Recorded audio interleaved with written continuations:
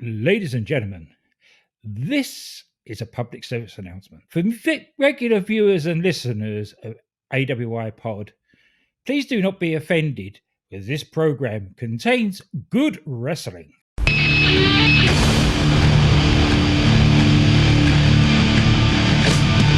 my life in the box in front of me. That guitar in my arms is the soul of me. You walk by, ask to see me lay face down.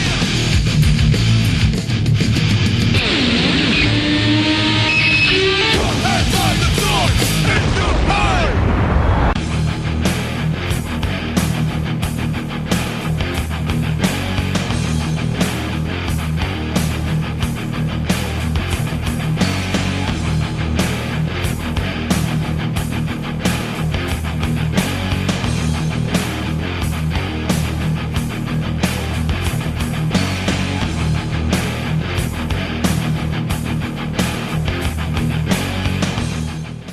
Welcome, ladies and gentlemen, to the 5th episode. I put episode 4, but this is in fact the 5th episode of WarING to Attitude. I am your host, Brent Biles, and as always, from across the ocean and from the future, he is the disco dancing, ballroom brawling, dynamite stretching, intercontinental playboy. Folks, he's more over than pissing and moaning about wrestling on the internet. GA Wrestling Night, Glenn Abbott, how you doing? Oh, I've missed that intro. Thank you. I was sitting in my garage before I came down here to do this, and I was like, you know what? I'm gonna steal that. I'm gonna steal that other guy's gimmick because he's not even around anymore. So No, he don't know. He don't care. he'll never know. He's been kidnapped by some woman. He don't care. Hey, if you're gonna be kidnapped, that's the best way to be kidnapped. But anywho, Glenn, how's it go? How's it hanging over there across the pond? It is hanging very well, considering we've had a really nice weekend. Now it's holiday Monday, and it started off miserable, but the sun's out now, and it's quite a lovely evening. It is And an I gather absolutely beautiful afternoon here in Nebraska. I was going to say, I gather the same from your tweet where you said you will be watching Raw tonight out in your patio or wherever. Back on the back patio with the fire pit. So we had been talking about getting the fire pit out Friday, Saturday, and Sunday because it was nice both days, but it was super fucking windy. Just the wind is ridiculous. I don't know how the wind gets over there in England, but the wind in Nebraska blows across the plains with mighty fucking force. Let me tell you what, because it's always windy. So we weren't able to do it then. So I figured, fuck it, we'll do it tonight. I'll watch Monday Night No, Raw. fire pits and wind don't go well together. Yeah, I just bought this place. I don't want to burn it down. No. I'd be in here trying to rescue the $1,000 worth of action figures I have. Yeah. That's what I would be doing. What a dilemma. It's, the animals, the family, or the wrestling figures. Or the wrestlers. I'm outside crying, not my Bret Hart figure with the Intercontinental Championship. No. Yeah, well, anyway, we're going to talk about the January 20th edition of Monday Night Raw from 1997. Glenn, we were kind of talking about this before on air. This was a banger of a show, wasn't it? It certainly was. As I said, this is why I gave out the warning. There's people that listen to this that normally listen to a work in progress, expect bad wrestling from us and good reviews of bad wrestling. But this was actually a good wrestling show. Considering how iffy the pay-per-view was that it's coming off of, it's amazing. And the Monday Night Raw before the pay-per-view too, which was absolutely dreadful. We really, really didn't like, and it was like reviewing bad wrestling anyway. Compared to that, compared to this, was like night and day. This was a much better episode. It was as though the Royal Rumble was the go-home show for this show. It really was too, and so I started thumbing through Bret Hart's book, and if you've never read this book, if you're into wrestling, no, books, I haven't.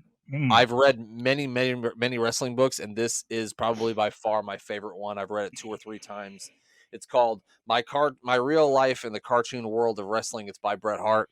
You should definitely check it out if you're a wrestling fan, especially if you're a Bret Hart fan. He actually has a paragraph in this book about this very episode of Monday Night Raw.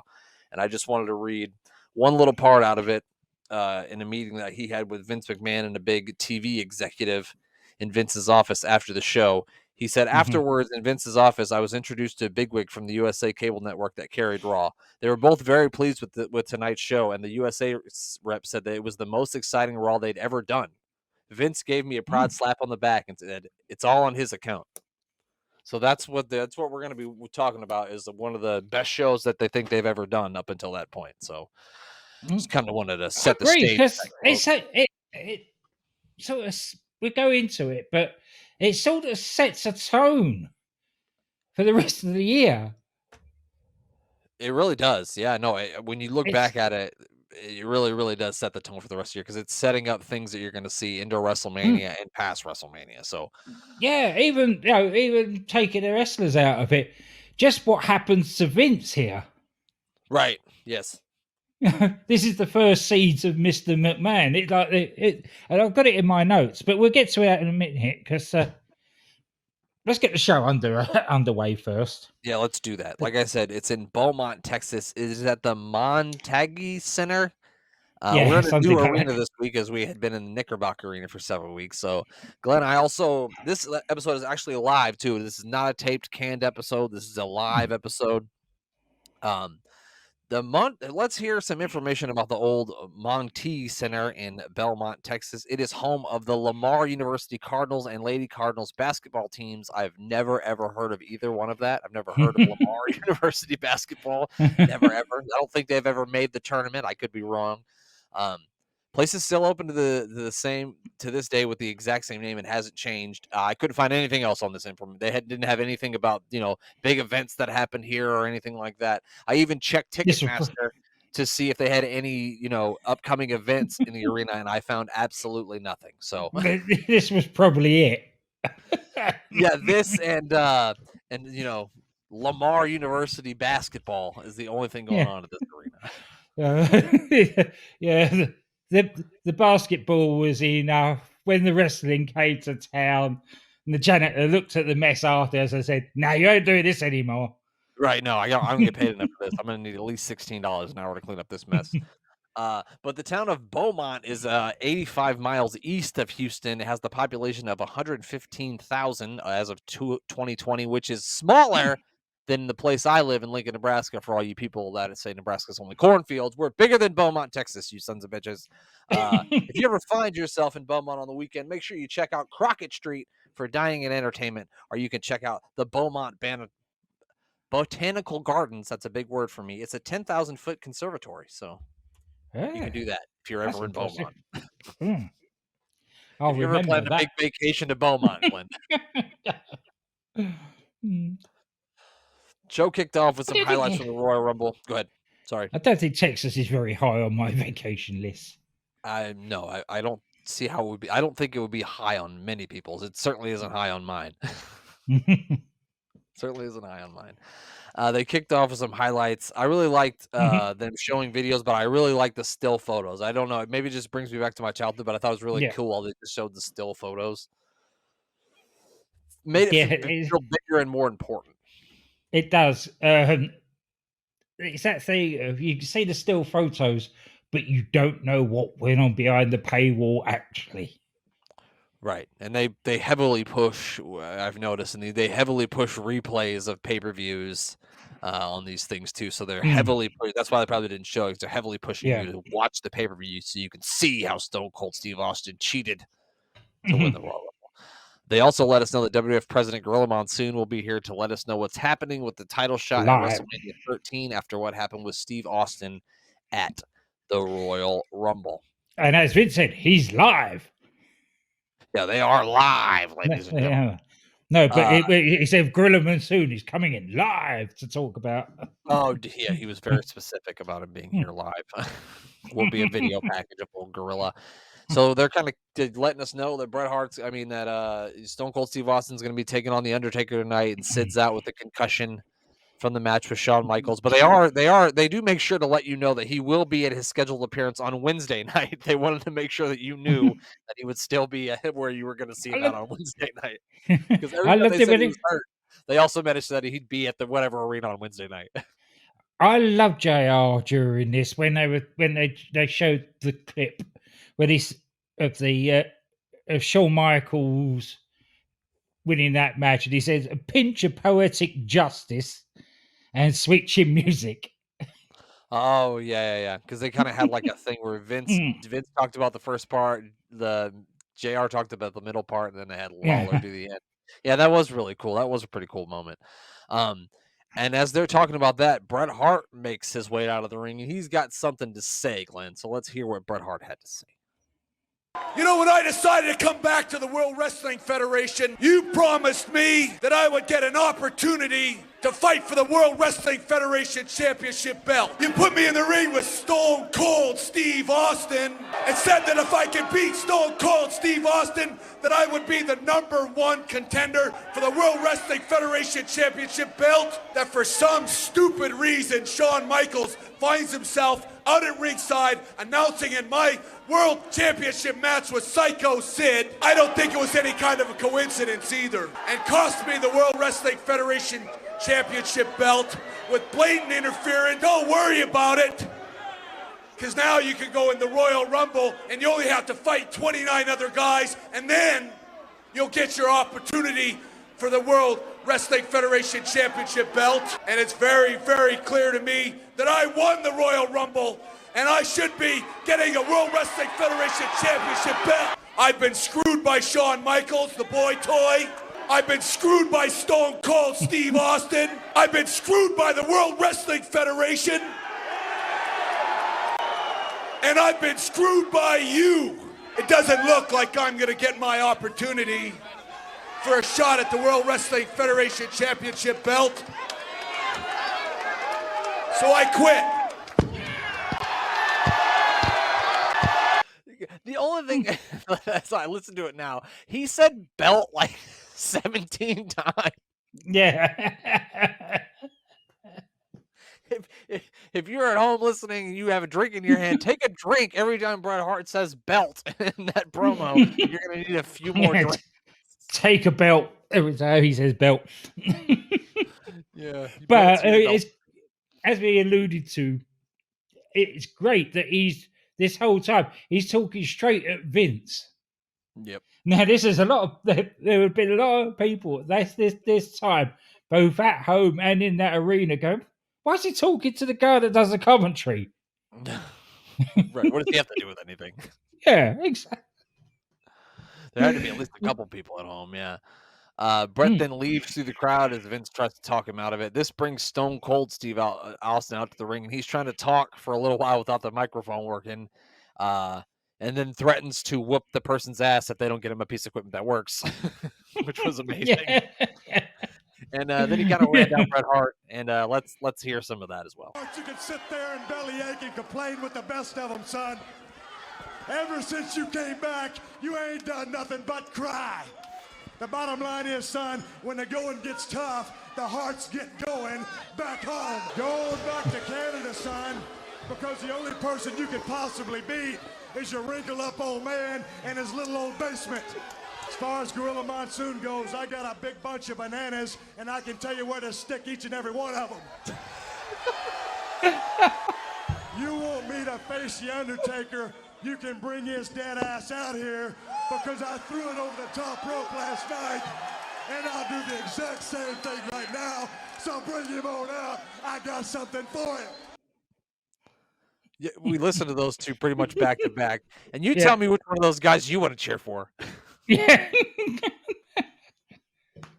I even made a note about the bunch of bananas and all that. Everything about that was just great. It was just awesome. It was. Like I said, I didn't even get the part in there where he says, "You're gonna give me a piece of equipment that works. Am I gonna have to whip your ass?" This is it. This is Stone Cold as we know him in the Attitude Era. Right. We've seen bits and pieces of him running in and attacking people and doing all that, but this is the first time in ring that he has become that Stone Cold Steve Austin. Yeah, see, people always try to act like he won the King of the Ring and then bam, they strapped the rocket to him, and it wasn't really like that. He won King of the Ring, but it still took a little while. I think Yeah. until he got into this feud with Bret Hart before people really started to get behind him, and they actually like let him get behind a mic and let him do what he can do, and he's obviously very good at it, as you heard from that there. Very, very good at it. And then we go to a commercial break, and as we go to the commercial breaks, they show Vince leaving commentary position and walking to the back. So they're even further showing you that he's not just the commentator. And we give great praise for that, because that is part of this show picking up. Is we get the fledgling JR and King together for the first time as a duo, rather than Vince interjecting all the time. And then from there, Glenn, and then from there. And then from Yeah, there, absolutely. what a maneuver! Yeah, and it's shit like that. You do get, Yeah. yeah. I think Vince does stick around for a little bit longer, but not the entire year of No, '97. but we get a glimpse of what's to come. Right. You got a glimpse in the ring of the Steve Austin that's to come, and you get a glimpse on commentary of the King and JR that's to come. Which is exactly why we decided to do this show. Yeah. The exact reason that we decided to do this. They talk more about the record crowd of 60,000 people at the Alamo Dome. We come back, and Stone Cold Steve Austin's gone, but we have got Owen Hart and the British Bulldog taking on Doug Furnas and Phil LaFon. Wow. What do you think? What did you think about this one? I could have written pages about this. Yes. Because you know how much I love my tag wrestling. How the hell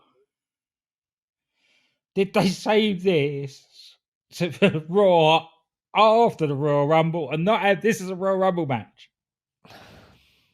This would have been a hell of a kickoff for the Royal Rumble for sure. Yeah, Certainly would have. You know, the tag title was up for grabs.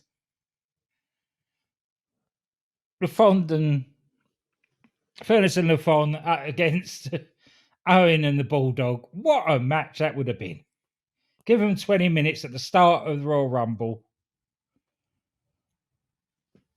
And I guess you could say the reason why they wouldn't do that is because people don't really know who Furnas and LaFon are. But I feel like even watching this match, if you would have gave these guys 20 minutes, by 10 minutes, everybody in the crowd would have been into it because of how hard-hitting and physical it was going to be.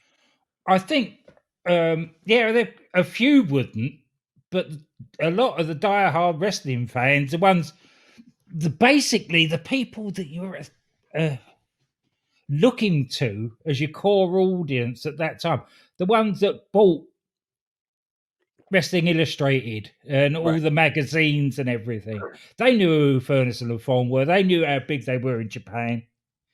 They knew how big acquisition they was for the WWF. And while the internet was in its infancy in 1997, there were still message boards and chat rooms where I'm sure people tape traded and discuss shit. So you're probably right. A lot more probably would have known than I probably gave him credit for. During the commentary on this, though, it was more like they really didn't call the match all that much. JR did a couple times, but they were mostly talking about Bret Hart quitting and everything that's going on. With that, they also mentioned about we saw it during the Royal Rumble where Owen tossed the Bulldog out of the Royal Rumble match, being a fucking idiot, as we talked about that too. But yeah, this match was really, really good. Really hard hitting, physical back and forth. I'm hoping, and I know we probably will see more of these two teams against each other as we venture more into 1997, because this is a great way to start the show. Yep. Definitely. They also inform us that The Undertaker has gotten fined all of his Royal Rumble first for choke slamming a referee, and I don't know why, but that made me chuckle. Owen Hart hit a beautiful missile drop kick. I think they kind of like for LaFon or Furnas was coming off the ropes, and as soon as they came back toward his corner, he flattened him with the drop kick, and it was just beautiful. The people got really into the match, especially in the first couple rows, which I'll talk about the people in the first couple of rows when we get to the next match. The match ends when they distract the referee and Owen hits LaFon with his Slammy Award. Yeah, and then he pins him. Well, get the power slam first, and then they got the pin. Yeah, but it's perfect heel. Because he's got this Slammy. There's a lot of stories around that, isn't there? So yeah, using it as a weapon as well. It's a And then they show a little clip of Shawn Michaels walking to the ring where they kind of lay out and let the people scream and shout. You can hear all the shrieking and screaming from the Texas folk, which was fun, I guess. And then we Next match. Then we get, this is a nation of domination. So this is the one where you look at it on paper and you go, probably not going to be that great of a match. We got Farooq versus Bart Gunn, but then when you turn it on and watch it, you go, wow, these guys are beating the shit out of each other. Yes. Bart Gunn, even he can give it and receive it quite well. Right, yeah, he was a big strapping cowboy in this match, and to the surprise of no one, that was very over with the Texas crowd that he's a cowboy. So the crowd was really behind him. There were, a couple of rows of. Yeah, there were a couple of rows. What'd you say? Plus, they're really against Farooq anyway. True, and I don't want to be like mean or anything, but there were some Texas rednecks in this crowd. Like, Glenn, I don't know if you saw, but there was about 4, 5, 6 men in the third row that couldn't help but stand up and scream and shout at every single minute. And they always had a cup in their hand too, these guys, and they weren't standing straight up; they were kind of leaning, so they looked like they had several of those cups. And I was hoping that they don't record 3 or 4 Raws during this because these guys might be passed out by the third one. And they were just short about wearing Confederate flag T-shirts. Yes. They seem to be giving a lot of grief to Clarence Mason during the first match and a lot of grief to the White Rappers during the second match. Yeah. Which they are the heels, so I guess that's what they were supposed to do. They also showed like a clip of Ahmed Johnson putting that Nation member through the table, but it was like a behind shot, and literally all we got to see was Ahmed Johnson's ass. That was it. Yeah, that's it. Yeah. A whole lot of Ahmed ass is all we got to see. Yeah, I got a more brutal view of it in the pay-per-view. But again, that's it. If you want to see the proper view of it, buy the pay-per-view. Right. If you don't want to see nothing but ass, you better buy the replay. But yeah, a really physical contest between these two. Bart hit a bulldog that looked like it had Farooq beat, but one of the PG-13 guys put Farouk's leg on the rope. By that time, the big Texan had enough and just started knocking out motherfuckers. But then Farooq hit him from behind with like it was like a forearm smash from the apron, which you don't see out of Farooq very often. And then crushed gently, very gently, placed Bart back in the ring. Farooq had a vicious look.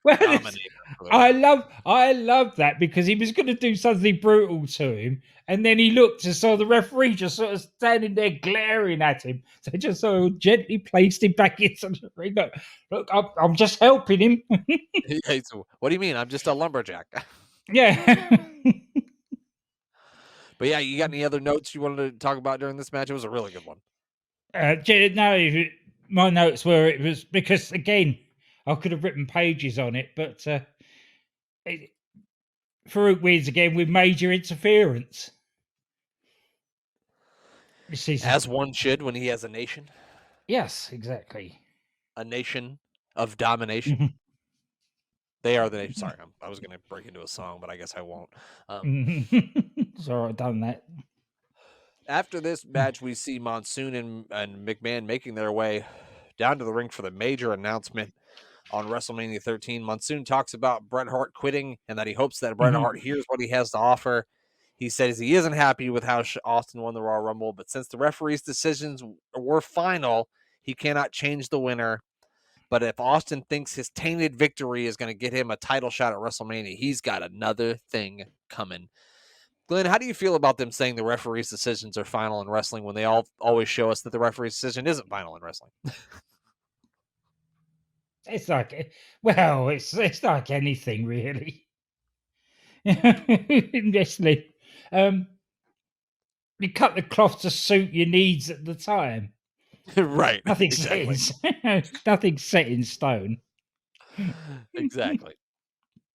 I think sometimes the reason why I said that is because sometimes I think people get too caught up in when wrestling and when they say stuff like that and they're like, oh well, this happened and this happened and this happened and it happens. Like it's a fucking TV show. Calm down. Yes, exactly. It's only a TV show. TV show. It is. It's a TV show with people in their underwear pretend fighting. You're trying to bring logic into it. It'd be like trying to do a serious podcast and bringing logic into the 1966 Batman series. Right. Which that's a hell of an idea. Not for me, but for someone. He says he's got a special match to decide who's going to get that title shot, and it's a lot of legwork, Glenn. So I'm just going to let Gorilla Monsoon explain it. Yeah, yes, it's easier. What I've done is this, Vince. I've put together a very unique match, a 4-man elimination, no disqualification match. What? The winner of which will unquestionably face the World Wrestling Federation champion, whomever it may be, at WrestleMania 13.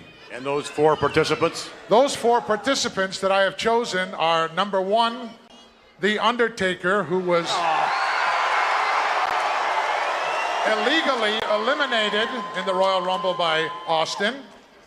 Number 2, Vader, who was also illegally eliminated by Stone Cold in the Royal Rumble. Number 3, if he accepts, Bret the Hitman Hart, also illegally eliminated by Stone Cold Steve Austin. And of course, the man who got the tainted victory at the Royal Rumble, Stone Cold Steve Austin himself. And the winner of that match, that very unique match, will unquestionably face whomever the reigning champion at WrestleMania 13 is. So there you have it. Who does he think the champion's gonna be? He doesn't. You've got all the 4 top contenders fighting for the number 1 contendership. Who's Sid gonna lose to in the meantime? Well, Sean's the champion right now, so. Oh, of course, yeah. Oh, of course, yeah. So, if there's a rematch between him and Sid. Sorry, I do think that, I've blanked it. I've blanked the Rumble they from are my mind. promoting one in February where Sid will take on Shawn Michaels, but we'll get to that because it does not happen. If you know the year of 1997, you know what happens. Somebody's going to lose their smile, which we'll talk about that in a couple weeks. This announcement, of course, doesn't make Steve Austin very happy, who comes out to the ring to protest, asking Gorilla Monsoon if they have instant replay in WWF. He then calls Monsoon a jackass, among other things, which brought Bret Hart back, who agrees to the match and says, we don't have to wait till February, and him and Austin just start brawling in the aisleway. I think that Bret, he must have, God knows where he went, because he climbed over the barrier and walked up through the crowd as he resigned. Yeah. And then he's come back exactly the same way. Right. Did he just go to the bathroom for a while? I don't understand. Where'd he come from? Yeah. Concession stand. Went and bought himself an ice cream. Yeah, he went to have an ice cream. He was sorry. He's sorry he has to quit, but he's going to have some ice cream. Ice cream's got to be big in Canada, right? Who doesn't like ice cream? Oh, yeah. Besides me. Ice cream's big everywhere. Yeah, it's got to be. That's true. After the commercial, the Undertaker starts making his way out to the ring for his match with Austin. Bret Hart is still kind of standing at ringside, and the Undertaker just takes this opportunity just to punch Bret Hart right in the face. It's great. It's great. And then they just start fighting, which I just thought that was great. The Undertaker's like, well, you're standing here. I might as well punch you. And then calls Austin's not going to stand around while there's a brawl going on, so he gets involved. Absolutely, he's not going to do that. So yeah, then him and the Undertaker start fighting, and then the match gets underway. They inform us that the Undertaker is working with some cracked ribs, and I do believe that that's a shoot. I think he was really working with some broken ribs at this point. Which, if you ever just bruised your ribs, just to breathe hurts. So imagine jumping off the top rope or taking bumps with cracked ribs. Cracked ribs, you can't breathe or anything. Yeah. Just if your ribs are bruised, it's hard to breathe. Yeah. No, he was probably well strapped up there.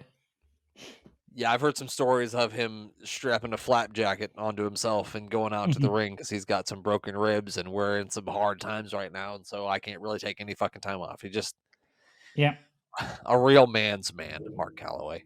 It had me laughing during this match. I love the man to bits, but he's an idiot. He's fucking crazy, is what he is. He's fucking institutionalized. Total crazy. Before anybody gets upset, I have said that to his face. I have been brave enough to say that to his face. I'm sure he knows that. I'm sure he's already aware of Yeah, that. yeah.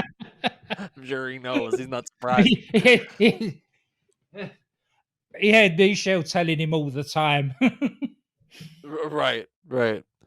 Yeah, the funny thing during this match was that the King keeps screaming to Austin, "Work on the ribs! Work on the ribs!" I think even one point he got up from the commentary position and got up to the apron and started screaming at him to work on the ribs, which I thought he was really did. funny. Yeah, I thought he was going to get in there and start punching his ribs himself. He was one step short of that. You're right. Yeah, he was. Uh, He had more to do in that match than he did in the Royal Rumble. That's true. He did more in that match than he did in that tag team match we saw him do with Triple H, Goldust, and Wildman that I'd like to forget. Yeah, that's true. Yeah. Think about that show, Glenn, and think about this one. This show was 10 stars compared to that shit. It was. 10 stars. It's also interesting to me, like, if you go back to, like, how Austin wrestled and worked before what happens to him, later in the year 1997 incident, he moves in, like, a totally different way. He's He almost does. like a totally different wrestler. He still is a brawler, but he's not just brawling. Like, with the Attitude Era, he became just a brawler. But in this, it's just the way he moves around the ring. It was just it was just different for me to see because I'm so used to the Attitude Era stuff when he just looks stiff as compared to what he looks like in this match. Yeah, he looked lithe. He does knee drops. He does elbow drops. He punches. The whole thing. It's a shame he got injured like he did. Otherwise, they would have been a totally different Steve Austin. Not character wise, but actually match quality wise. In the ring rise, he wouldn't have had to do so many no DQ matches. He wouldn't have had to have so much of the nonsense and the gaga in the matches if he would have been able to work like he did, in WCW in the early days of WWE, because he could really go, and you saw it in this match. They also cut during this into a pull apart between Vader and Bret Hart. So apparently Bret Hart has just fought everyone this evening. Maybe that's what he was doing. He was just wandering the halls of the Beaumont Arena, just fighting everyone. Look, punching people. He's working on his aggressions, I guess. That's probably why the Undertaker went out there and just punched him in the face. Somebody said he beating everybody up. Go punch him. Somebody's got to do something about this. Please get out there and just hit him. The match ends in a DQ, and Vader comes from the back, hits the ring. Of course. Yeah, had to. So one of these matches had to end in a DQ, didn't it? Yeah, but this is perfectly fine. Yeah, no, I'm not complaining. Because you've got all these people that are going to be involved and all got grievances of each other, and the management for putting them in this position. Right. So it's obvious that they're all going to take out their aggression on one another. And they did a pretty long brawl between the four guys. Bret comes out, obviously, to join the fray because he's been punching people all night, so why wouldn't he punch these people too? And they did like a good 5-6 minute brawl between the four guys to end the show, which I really enjoyed. I've seen this 4-way match before, and I know that it's really, really good. And so I'm very excited for the build for this. And this was an incredible episode of Raw and a great ending. It was. And it was a logical ending. It wasn't a DQ just for the sake of a DQ. Like I say, you had four guys that were going to all had grievances with one another, all caused by Gorilla Monsoon. Right, and they already had grievances with each other before. Yeah, now they've just, because, Vader and Undertaker were already feuding, and Austin and Bret were already feuding, now you've just thrown these feuds in sort of like a tornado effect of feudery. Because you go, bad officiating in the first place got them into this situation. The Gorilla Monsoon compounds it by saying, okay, the four of you can fight. Right, no disqualification, no DQ. He also doesn't mention this in that, but you can also be eliminated in that match by being thrown over the top rope. They didn't mention that in the no. Add that stipulation later. Right. Another weird thing that I noticed from, I don't know, I was going to ask you if you noticed. Did you notice that they kept pushing La Femme Nikita on after Raw, but they kept trashing a show called Robin Hood, right? Yeah, that's right. I don't know what that was. I've got a clue what that was about. You know me, wrestling podcasting takes you to weird places like Googling and finding out about a show called The New Adventures of Robin Hood, which ran on TNT it's only on from 1997 to 1998, and it was shown directly after Monday Night Nitro, and I believe that's why they kept bashing it. Who was in that then? I didn't take any notes down of who's in it. I'll have to look that up now. The New Adventures of Robin Hood. Are you a big Robin Hood guy, Glenn? Well, we just had about this time there was a Robin Hood show over here. I'm just wondering if it was the same thing. It was a really weird.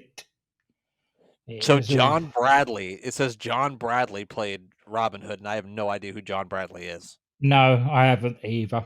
I mean, I'll put a picture. I'll put a picture up of him, so maybe somebody out there will know who this fucking guy is. I know this is a wrestling podcast, but here we go. This one had. This is him. He doesn't look like a Robin Hood. No, he definitely does. He looks he looks more like a Friar Tuck than a Robin Hood. He does. He looks way more like a Friar Tuck than a Robin Hood. Hold on, let me see if I can. I'm going to bring up some more images of people on the show. And we don't know who he is. This guy was Little John. Yeah, not that Little John, different Little John. Richard Ashton. The Little John's not supposed to actually be little. He's supposed to be big. So that doesn't make any sense. Yeah, I literally don't know any of these people that were on the show. Yeah, I recognize Richard Ashton, but none of the others. So it must not have been very good, Glenn. So everybody out there, be on the lookout for Glenn's review of The New Adventures of Robin Hood coming out on a podcast near you. He's going to get DC Matthews to be his co-host. It's going to be fabulous. No, he's not. That would be great, though. You and DC review Adventures of Robin Hood. I bet he can't even get it anymore. No, probably not. He probably scrubbed it from the earth. All right, Glenn, I got 3 questions for you about this show. What did you think was the best match? Oh, the tag match, easy. I'm going to agree with you there. I think the tag match was easily the best match. Even though Bart Gunn versus Farooq was better than it had any right to be. Nothing against that one at all. But you had four of the best at their business in that ring there. And people didn't know it, which makes it even more. It makes it even better. Exactly. Who did you think was the star of the show? For me, I think hands down the star of the show's got to be Stone Cold Steve Austin. Stone Cold by a mile. And I think we've already answered this question by how we gave the show a glowing review. Are we going 2 thumbs up or 2 thumbs down on this one? We're going 2 thumbs up. If I had 4 thumbs, I'd give it 4 thumbs up. It was a really good show. If you've never seen it, go back and give it a watch. It was a lot of fun. Glenn, you got anything we need to plug before we get out of here? No, he's doing enough of good. He's doing a good enough job of it himself at the moment, all over Twitter. The man's everywhere. Yeah, DDT Wrestling, DC Doc.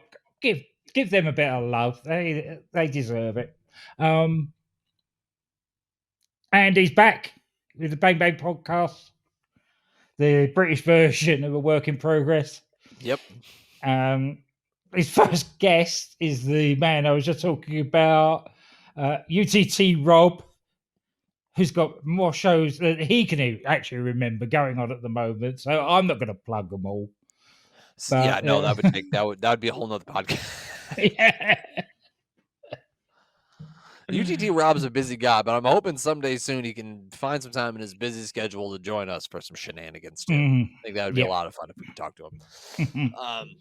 Make sure you follow our buddy, our co-host, the Mayor of Canton, on Twitter, and make sure you check out A Meal with the Mayor. It is every Wednesday. We got it for sure right this time. Me and Glenn also have a WrestleMania review where we talked about WrestleMania, the WWE sale, all the Crybaby wrestling fans, and much, much more. If you haven't listened to that yet, make sure you check it out. And as always, make sure you check out SportsWire Radio and give our buddy Thomas Price a follow at Thomas Price 2017.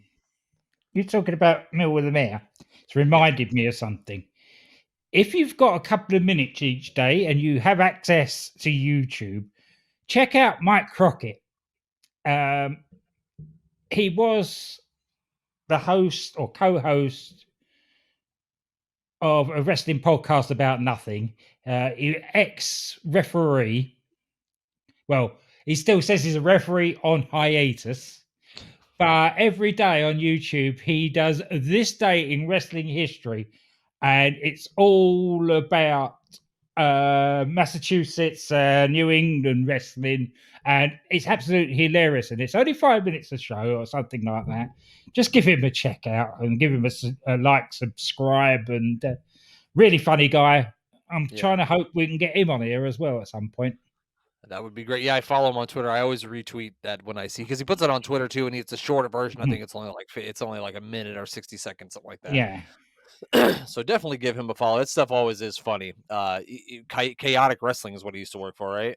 That's right. Yeah. Okay, so I thought. But yeah, give him a follow. Make sure you check that out. Make sure you check out us on YouTube if you don't already. Give us a subscribe. And I think we plugged everything we need to plug, didn't we? I think we have. That's it. That's it. We got nothing else to plug. Everybody, enjoy your week. Bye.